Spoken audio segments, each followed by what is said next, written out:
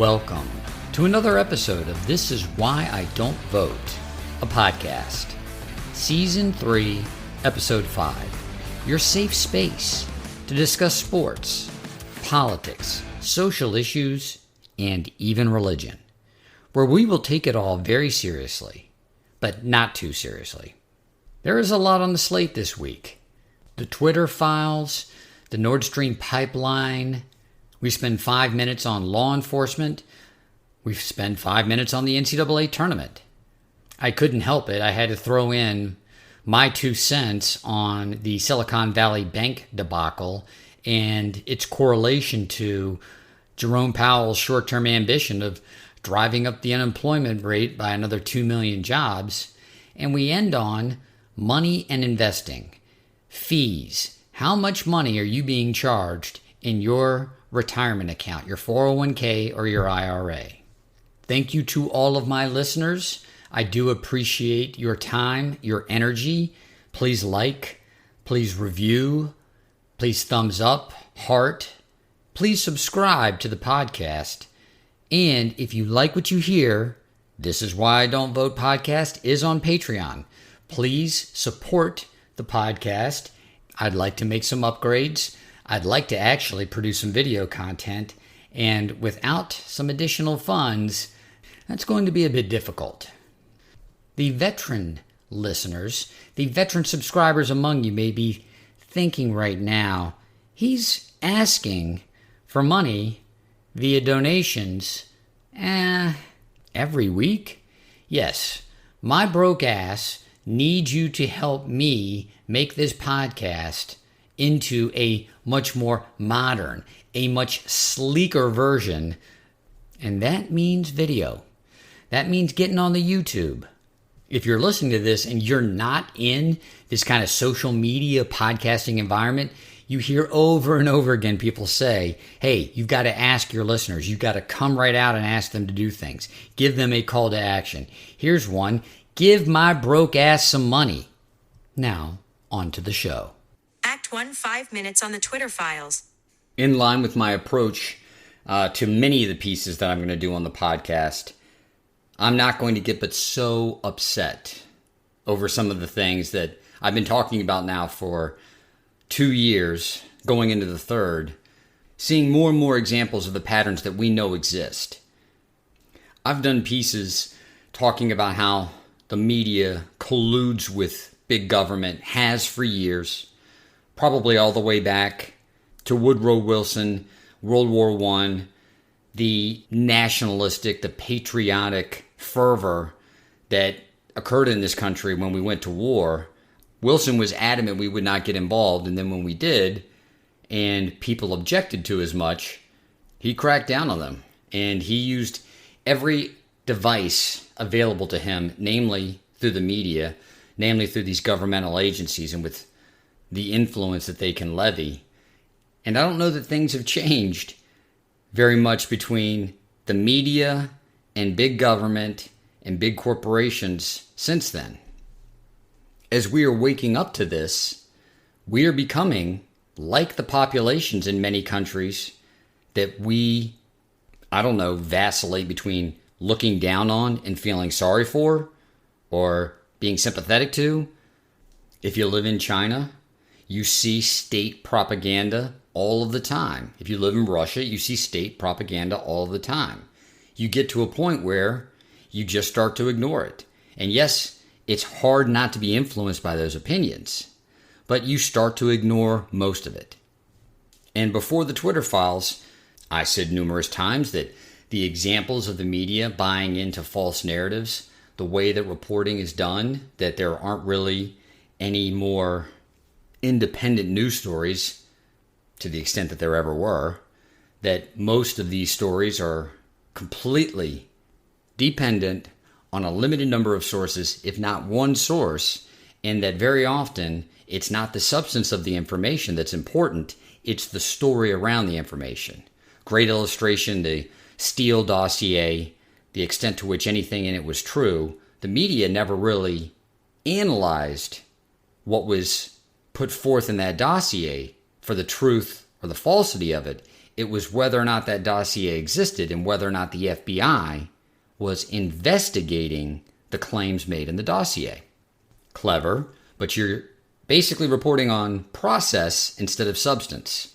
Is this part of the process? Is the FBI actually investigating something?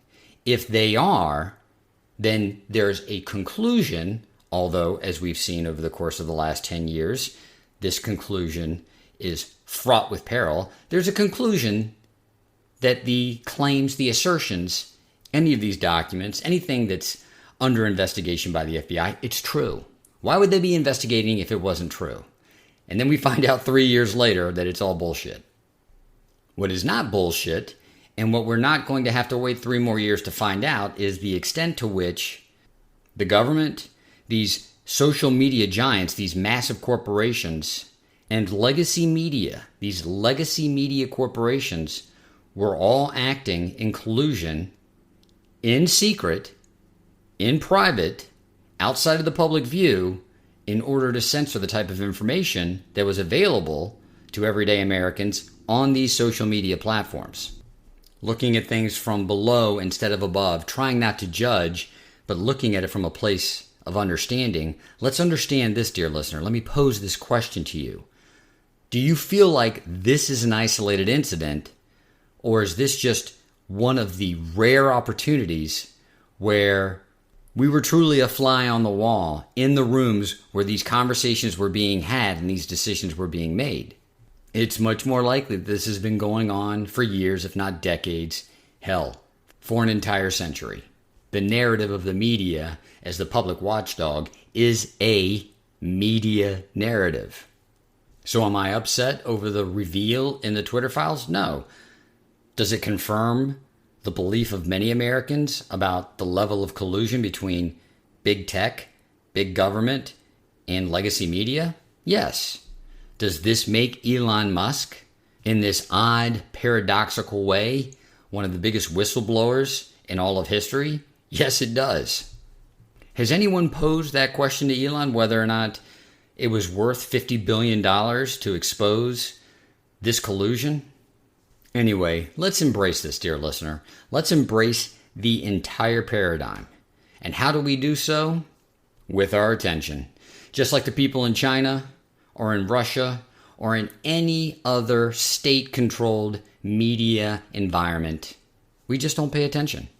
Thankfully, in this country, there is independent media. And thankfully, that independent media is growing. Act 2 5 minutes on the Nordstream Pipeline. We blew that shit up. The United States of America sanctioned whatever operation and very likely had operatives involved in blowing up the Nordstream Pipeline. Act 1 of this episode blends and bleeds perfectly into Act 2. You have an independent media, and this is crazy that you're calling Seymour Hersh now a member of the independent media, because Seymour Hersh was well invested, was a principal in the legacy media for decades. Now a member of what you would call the independent media, coming forth with a story that the United States blew up the Nordstream Pipeline, and that Joe Biden, President of the United States of America, gave the green light for it. That story breaking, there needs to be some damage control. And what are we going to do when it comes to damage control? We're going to go to the legacy media, and the legacy media will do our bidding. A pro-Ukrainian group blew up the Nord Stream pipeline. Now, I want you to put that story into its proper context. This is a massive pipeline that's sitting at the bottom of the Baltic Sea, and it was blown up during the winter. Let's be clear. Let's all get on the same page. Cold, very cold in the Baltic Sea in winter. So in order to get to a place where you can blow that pipeline up, think about the equipment that you would need to be able to dive to the bottom of the Baltic Sea in those types of freezing temperatures. With what? With tons and tons of explosives. And some vagabond pro-Ukrainian group was able to pull this off? Can I ask you a question, dear listener? Would it be safe to say that the Central Intelligence Agency is a pro-Ukrainian group? I think it would be. Would it be safe to say that the Pentagon and the Department of Defense are pro-Ukrainian groups? Yeah, I think it's safe to say so. So, while the mainstream media, the legacy media, promotes this story about it being a pro-Ukrainian group responsible for blowing up this pipeline in the middle of winter at the bottom of the Baltic Sea, I think based on the fact that and by we've I mean the United States of America, you and me, we've appropriated hundreds of billions of dollars to Ukraine in the last year or so. I feel it's safe to say, and I feel this strongly, that the United States government is a pro-Ukrainian group. Oh, we blew up that pipeline. We blew it up good. It puts into context a lot of the information that was circulating around the explosion right after it happened. I believe it was the U.S. ambassador to Poland saying, "Thank you, Joe Biden, for blowing up the pipeline." I believe that was in a tweet and it was immediately deleted. I'm going to conclude this piece by saying, I've done it again. I said I was never going to take a stance or form an opinion on a story before all the information came out. And here I am now stating is probably a better way to put it, stating that I believe that the United States blew up that pipeline. I do so because I have so much faith in someone like Seymour Hersh. This is someone who believes firmly in the First Amendment, in the integrity and the ethics of journalism, and has so for decades, which is a reason why he's no longer a part of the corporate legacy media. This isn't a swing and miss guy. This isn't someone who puts out stories that don't have any merit and later he has egg on his face, and to the extent that any journalist now has egg on their face, they just disappear for a little while and then recirculate 12, 18, 24 months later. This isn't that type of guy. Hersh won the Pulitzer Prize. He is a quintessential, probably in the mold of Edward R. Murrow. And if you don't know who Edward R. Murrow is, you need to look that up, because the closest that we had in this country to a media that actually honored the journalistic ethic, it was during the late 40s and early 50s, with the standard bearer being Edward R. Murrow. He was willing, in the thick of the communist scare, to stand up to the likes of Joseph McCarthy. Seymour Hersh would very likely be a much wealthier man and a much more well-known man if he were willing to just lay down and follow corporate legacy media dogma. To the extent that I have gone back on my word, it's true. I'm forming an opinion before all the information comes out. Will all of the information ever come out? Who knows? But if I've got to bet on a horse, I'm willing to bet on Seymour Hersh. Act 3, 5 minutes on law enforcement. I've made scathing comments about law enforcement on this podcast, and it's easy to do. There have been so many failures of law enforcement over the course of the 3 years that I have been doing this podcast. What I want to qualify and clarify in this 5 minutes is the respect that I have for law enforcement and the fact that law enforcement has been betrayed. Law enforcement has been betrayed by politicians and bureaucrats over the course of the last 40 years. As difficult a job as it is to be a teacher, or a paramedic, or a firefighter, the hardest job in the world has to be police officer. The hardest job in the world in the 21st century has to be a police officer. Our politicians have created so many different problems, and granted, our politicians are a reflection of us. We have created those problems by way of the people that we continue to elect and the bureaucrats that are put into power by those people. There have been so many problems that have been created, and sometimes these problems don't manifest for 5, 10, 15, 20 years. And whose problem are they to solve? Law enforcement. It started with Ronald Reagan when he closed down all of the federal mental health facilities and said, we're going to privatize it. And I've talked about that. Complete and total disaster. Out of everything that you can say that was a failure in the Reagan administration over the course of 8 years, the biggest failure was privatizing mental health.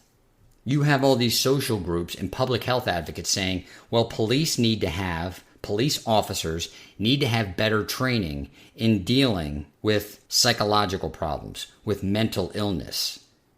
Stop and ponder that, dear listener. Stop and ponder that. Reflect on that. Do you agree with that?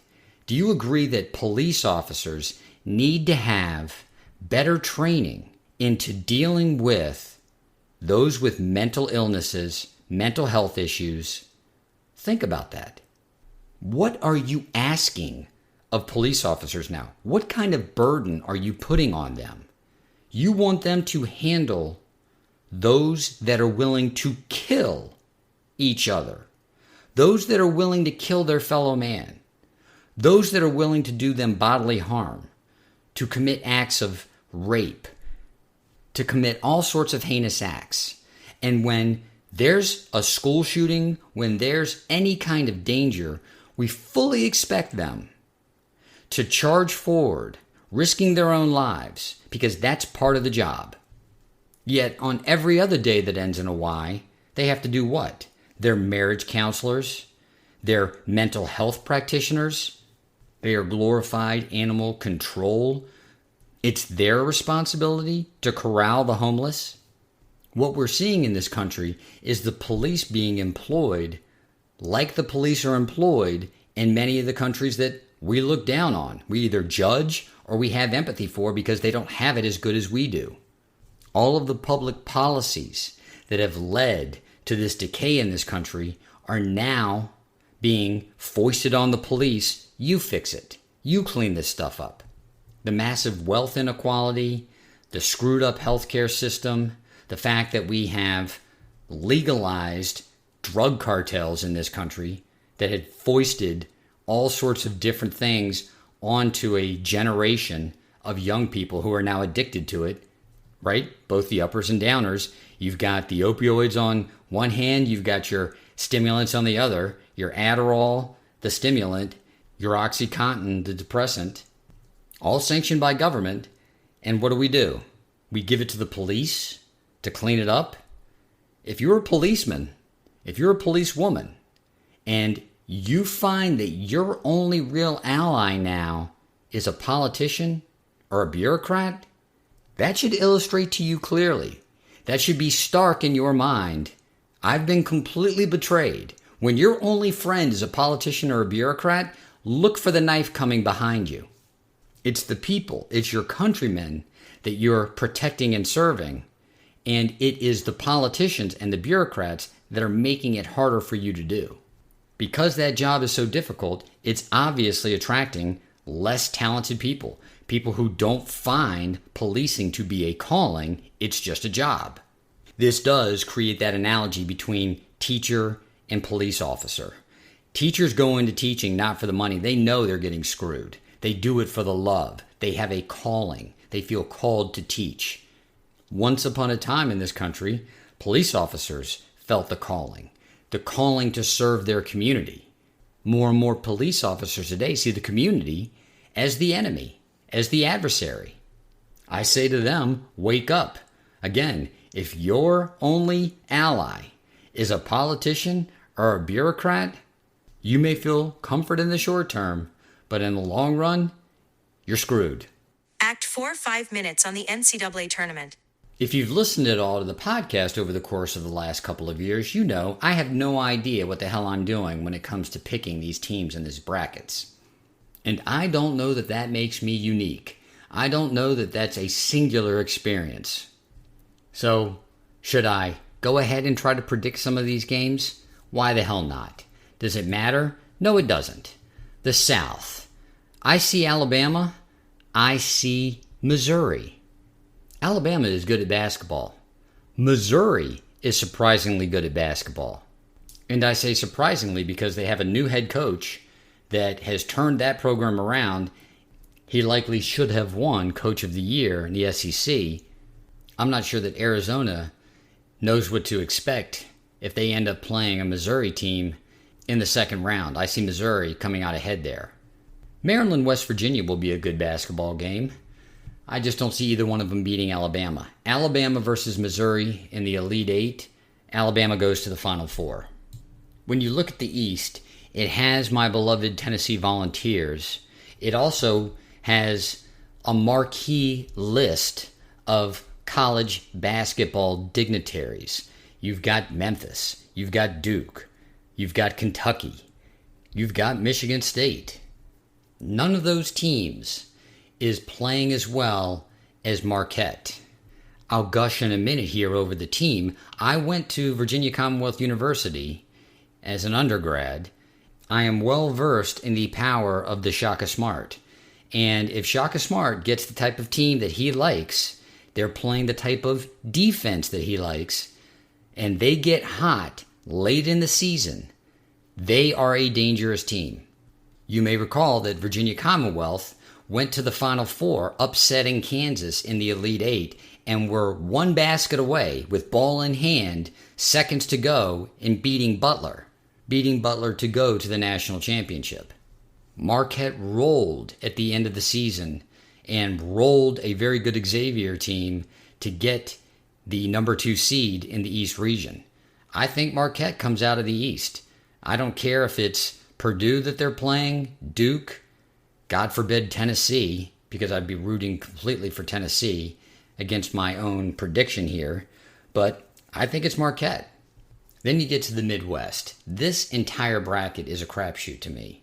There's a bunch of teams that actually have talent, play well, and they don't play consistently. I could see a team like Texas A&M coming out of this bracket. I could see a team like Indiana or Miami coming out of this bracket. You've got to take a strong look at Xavier. Xavier is a very good basketball team. Didn't really prove as much in the championship against Marquette, their conference championship. That loss likely cost them a 2 seed. They have a chip on their shoulder. Xavier versus Houston in the Elite Eight, and I've got to go with Houston. Then the West bracket. I want VCU Kansas matchup. I want VCU Kansas in that Sweet 16. I want it so bad for all those old memories of how VCU just stormed out and stomped Kansas. And that's what nostalgia does. It gives you false hope. Don't sleep on the Bruins. I think it's Kansas UCLA in the Elite Eight to see who goes to the Final Four. I'm picking Kansas. My championship game is the Alabama Crimson Tide versus the Kansas Jayhawks. And the Kansas Jayhawks will repeat. And I believe the stat is, if they were to repeat, Kansas would be the 3rd team to repeat in the last 50, 60 years. Andy Reid finally won a championship. Dusty Baker finally won a championship. The stars are aligning. I believe it's time for another back-to-back national champion in men's college basketball. Act 5 minutes on Silicon Valley Bank and the hypocrisy of the Fed rate hikes. I'm trying, oh so hard, dear listener, in every element of my life, not to let things bother me, not to try to judge everything. Hell, I don't think we have to try to do that. That's probably our default setting. To try to come from a place of empathy or understanding when I see things out in the world, and to see the world the way that you want it rather than the way that it is. Yet the whole Silicon Valley Bank debacle, in light of, and I'm juxtaposing these two things together, in light of the Fed rate hikes, it just stood out to me and I have to comment on it.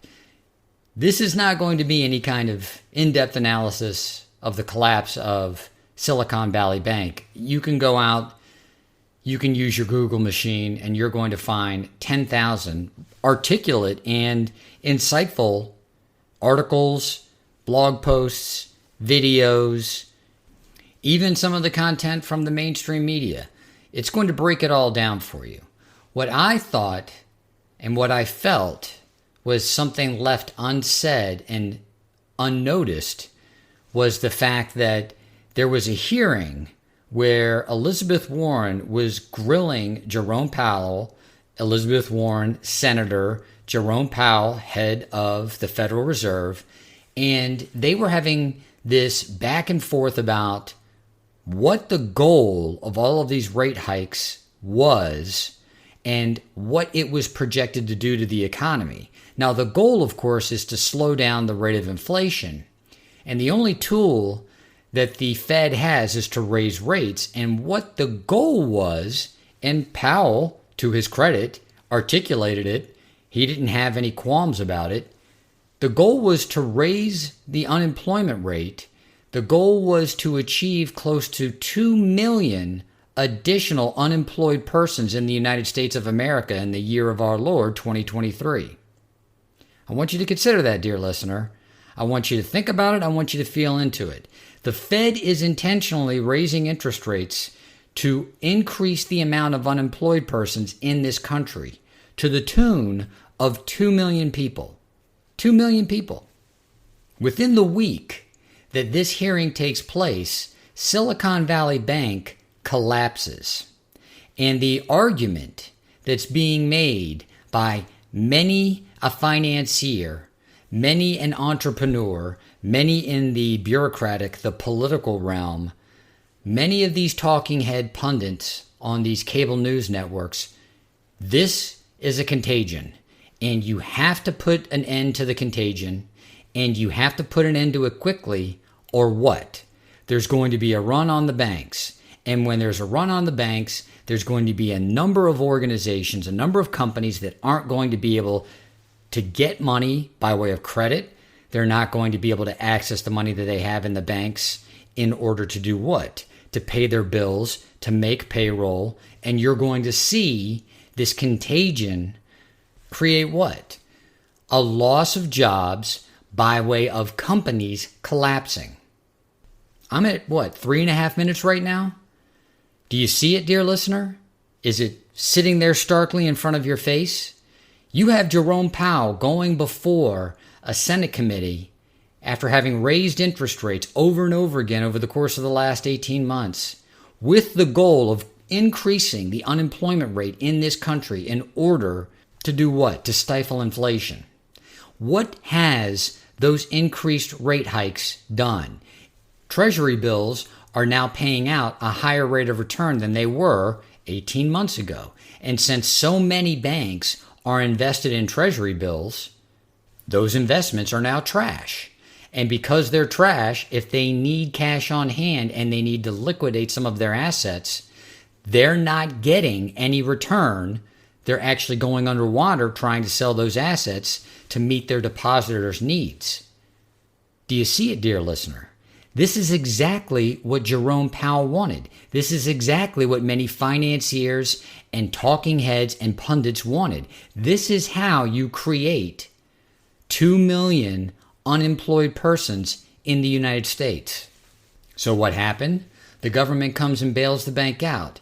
And why? Because it isn't the right persons.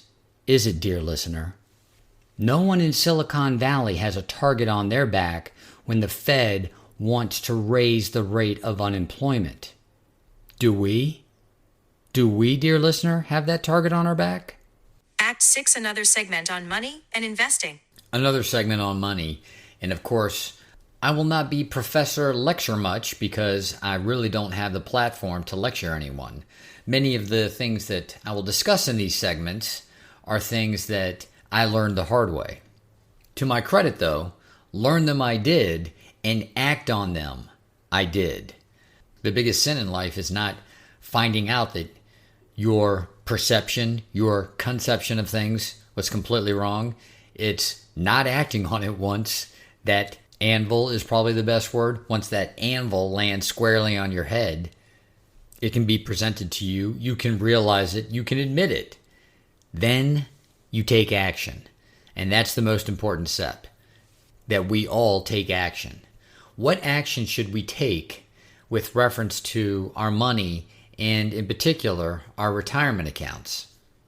Do you really know, dear listener, the fees, the fee structure that you're paying inside your investment accounts?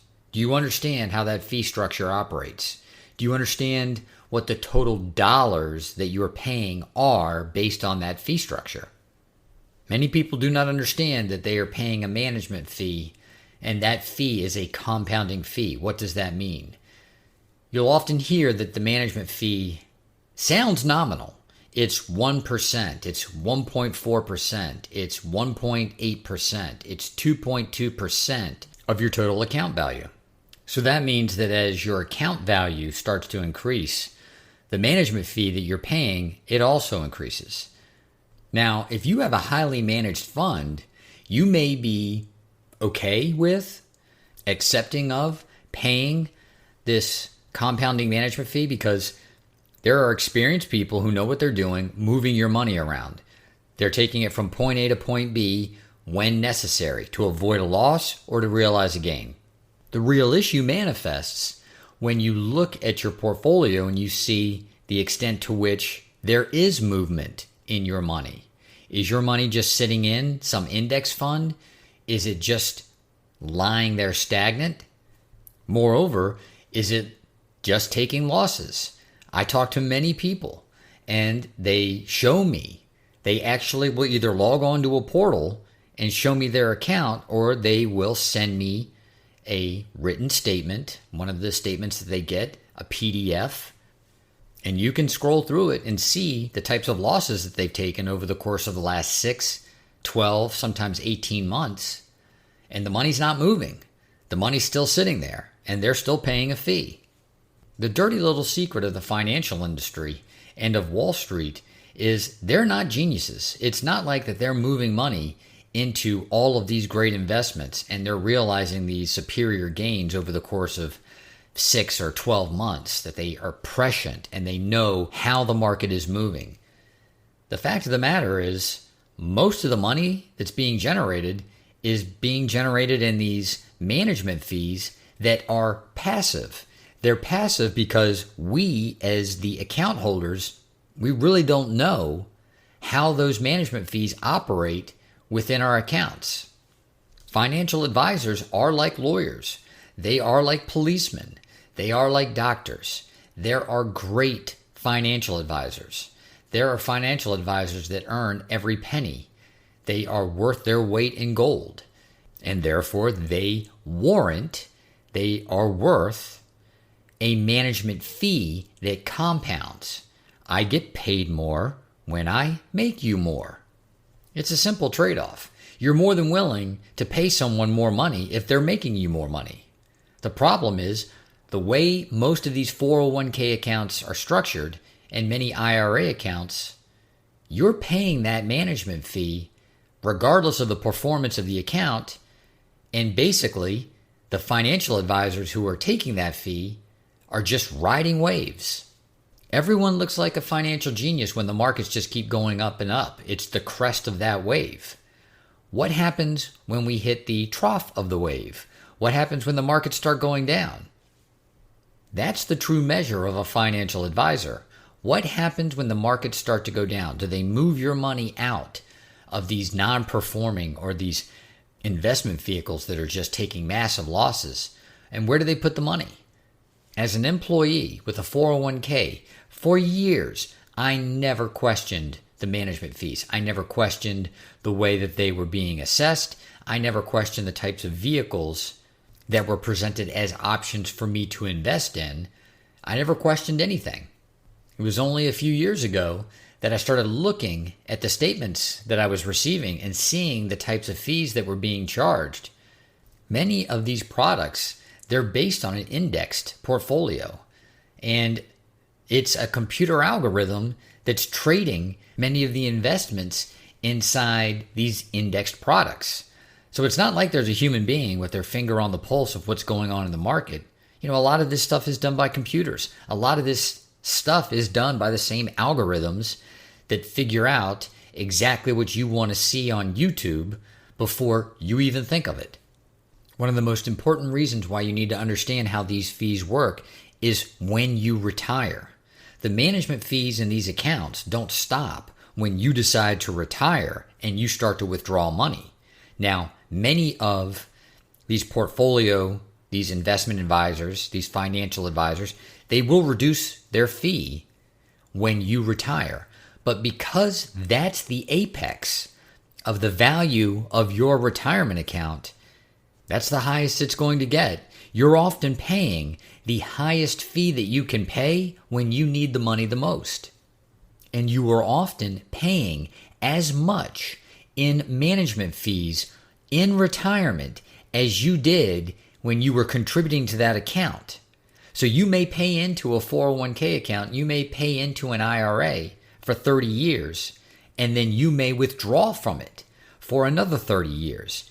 You are often paying as much in the 30 years that you were withdrawing as in the 30 years that you were contributing. This is another reason why people have to downsize in retirement. They have to postpone retirement. They run out of money in their retirement, or hell, they just don't retire at all. So take this for what you will, dear listener. It's advice. It's a public service announcement. It's a wake-up call. It's a kick in the ass. Find out if you're contributing to a qualified account, a 401k, an IRA, a TSP. What are the fees being charged inside of these accounts? How much are you actually paying? There is something that you can do about it. There are different avenues for you to take, whether or not it's a self-directed 401k, whether or not it's investing in another vehicle. You can roll those qualified funds over into different types of products, namely an annuity. You have options. The first step, though, is not, am I going to exercise options? It's, what do I really understand about how I'm being charged in these accounts? How much money am I actually paying? I'm not going to speculate where you're at, dear listener. I know that I crawled for a long time before I walked and before I started to run.